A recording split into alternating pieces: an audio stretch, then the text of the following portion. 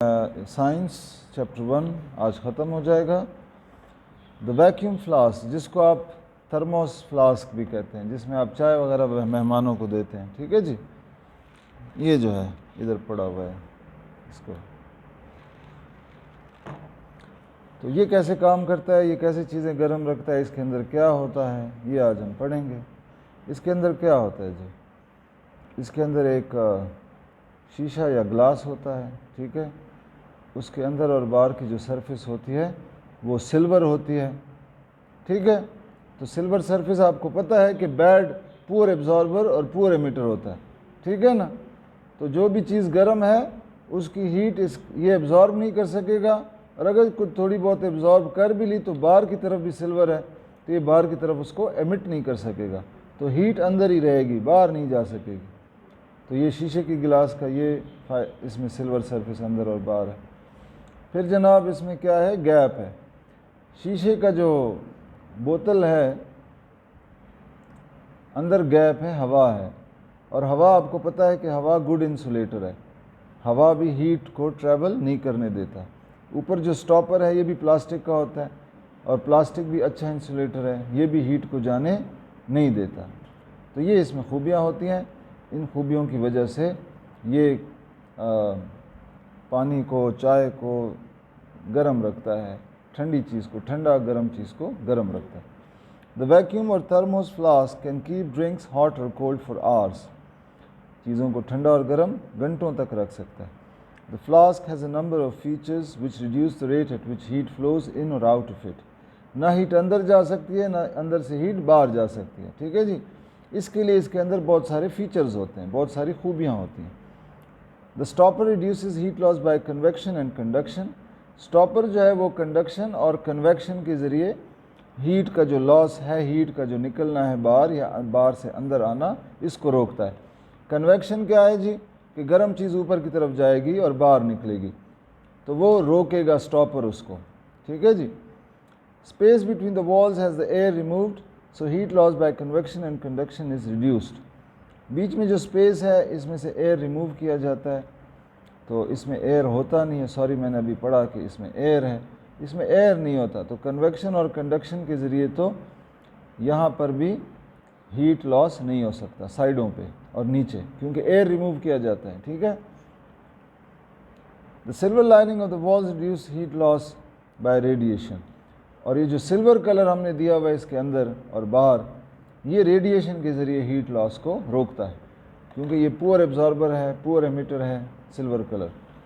تو جناب radiation, conduction, conviction تینوں ذریعے سے ہیٹ لاس جو ہو سکتی تھی وہ ہم نے روک دی، اس لیے اس کے اندر گھنٹوں چیزیں ٹھنڈی اور گرم رہتی ہیں. The vacuum flask was designed and invented by Scottish scientist sir James Dewar in 1892. The Thermos company was the first to mass produce vacuum flasks for everyday use. یہ اس کمپنی کا نام ہے. اس نے سب سے پہلے تھوک کے حساب سے بنائے، ماس پروڈیوس تھوک کے حساب سے، تاکہ روزمرہ استعمال میں لوگ اس کو لا سکیں. سائنٹسٹ کا نام دیا ہوا ہے، اسکاٹش تھا، یعنی اسکاٹ لینڈ کا تھا. اسکاٹش کا مطلب اسکاٹ لینڈ ملک ہے. ٹھیک ہے، یورپ کا. Suggests why the vacuum flask is commonly called a thermos flask. Vacuum flask کو تھرموس فلاسک کیوں کہتے ہیں؟ کیونکہ جس کمپنی نے اس کو سب سے پہلے بنایا اس کا نام تھرموس تھا. ٹھیک ہے جی، اسی وجہ سے اس کا نام تھرموس فلاسک بنا. The Thermos company was the first to mass produce vacuum flasks for everyday use. That is why it got the name thermos flask. ٹھیک ہے جی. The Thermos company was the first to mass produce vacuum flasks for everyday use. That is why it got the name thermos flask. تو یہ اس کے ساتھ that is why it got the name thermos flask. اچھا، second سوال. Explain why vacuum flask can keep drinks cold as well as hot. اس میں تو جناب آپ نے پوری کہانی لکھنی ہے کہ یہ 1, 2 اور 3 یہاں سے شروع کرنا ہے. The flask has a number of features which reduce the rate at which heat flows in and out of it. پھر 1, 2, 3 یہ تینوں لکھ دینا. یہ پورے سوال کا جواب. What is the function of silver lining in a vacuum flask? یہ صرف 3 اس میں لکھ دیں. سلور لائننگ کا کیا ہے جی؟ The silver lining of the was reduce heat loss by radiation. تیسرے کا جواب. More about changing state. مزید پڑھتے ہیں اسٹیٹ چینج کیا ہوتا ہے. اسٹیٹ چینج مطلب لکوڈ سے سالڈ, سالڈ سے گیس, گیس سے لکوڈ, لکوڈ سے gas. Earlier in this chapter you read about the kinetic theory for the way particles behave during melting, evaporation and condensing. اس chapter میں شروع میں ہم نے یہ پڑھا کہ کیسے کائنیٹک تھیوری یعنی مالیکیولز اور ایٹمز جو پارٹیکلز ہیں وہ کیسے بیہیو کرتے ہیں جب میلٹنگ ہوتی ہے. تو سالڈ جب میلٹ ہوتا ہے تو پارٹیکلز کی موومنٹ تیز ہو جاتی ہے. اسی طرح جب ایواپوریٹ کرتے ہیں تو وہ بالکل فری ہو جاتے ہیں, اور جب کنڈینس کرتے ہیں تو جناب کیا ہو جاتے ہیں, پھر سے ان کے بیچ میں کوئی اٹریکٹیو فورسز ہو جاتے ہیں, پھر آپس میں مل جاتے ہیں. یعنی کنڈینسنگ کسے کہتے ہیں؟ گیس سے لکوڈ جیسے بادلوں میں گیس سے بارش بنتی ہے. Let us see what happens when some crushed ice is heated.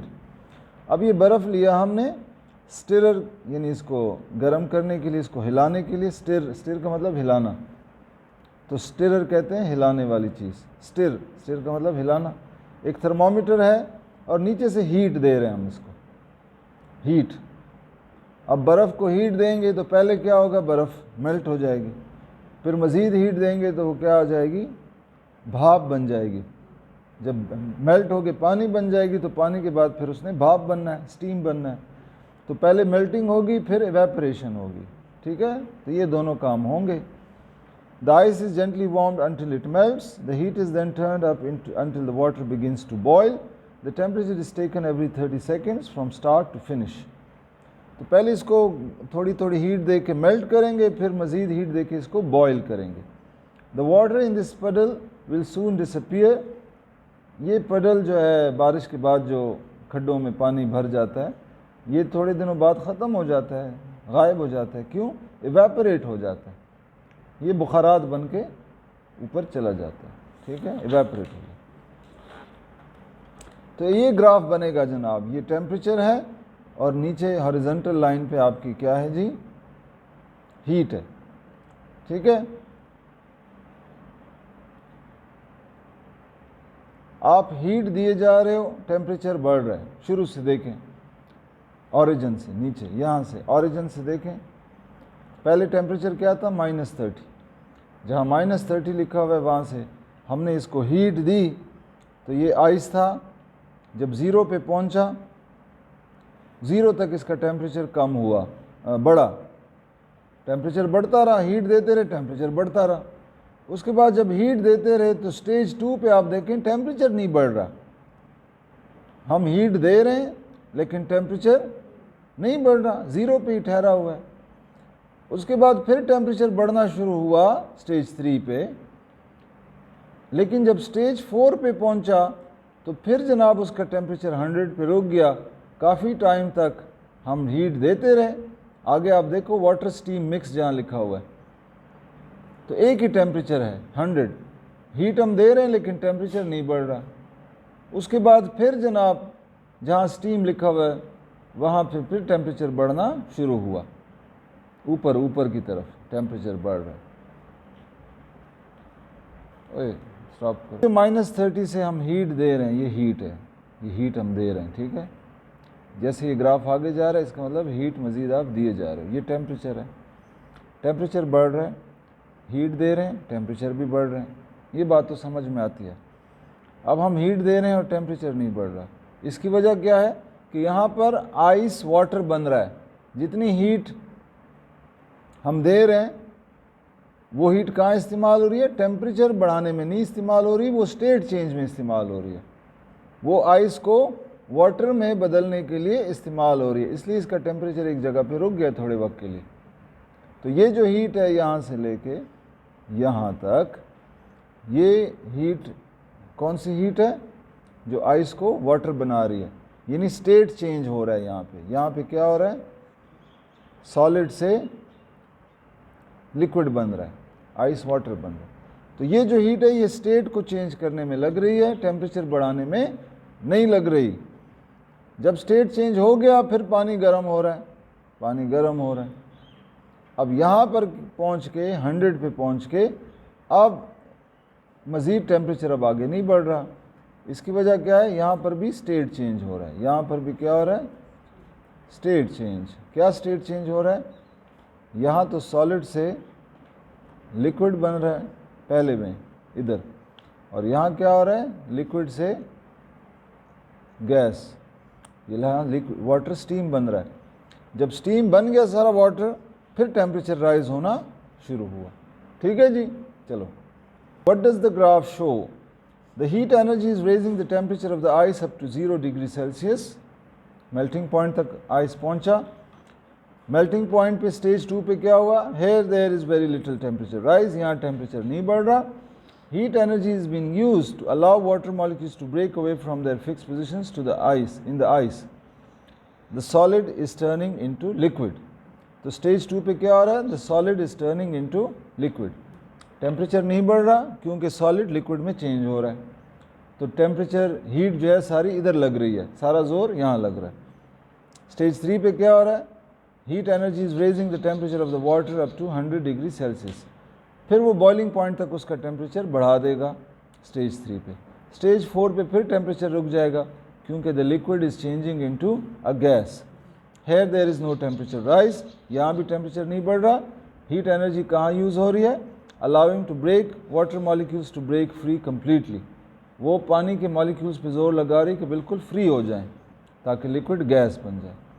چلیں جی, یہ چیپٹر ختم ہو گیا. Not all substances melt at the same temperature. Solule phenyl salicylate is a sweet smelling chemical used in the making of soap. Solid solule melts at around 41 degree Celsius. ہر چیز کا melting temperature اپنا ہے, freezing temperature اپنا ہے. ٹھیک ہے, boiling temperature اپنا ہے. تو describe what happens in the particles in a solid when it melts. جب سالڈ میلٹ ہوتا ہے تو پارٹیکلز کو کیا ہوتا ہے؟ تو یہاں جی, یہ تو آپ نے اس چیپٹر میں پڑھا ہے. لکوڈ جب ایویپوریٹ ہوتا ہے تو پارٹیکلز کو کیا ہوتا ہے؟ 0 ڈگری سی پہ آئس کو کیا ہوتا ہے, اور واٹر کو 100 ڈگری سی پہ کیا ہوتا ہے. بوائلنگ واٹر کا ٹیمپریچر کیوں نہیں بدلتا جتنا بھی ہم اس کو ہیٹ کریں. ٹھیک ہے جی, یہ سارے سوال ہیں, اس کے جوابات آپ خود ذرا دیکھیں. میں اگلے لیکچر میں آپ کو پڑھاؤں گا. چلیں جی.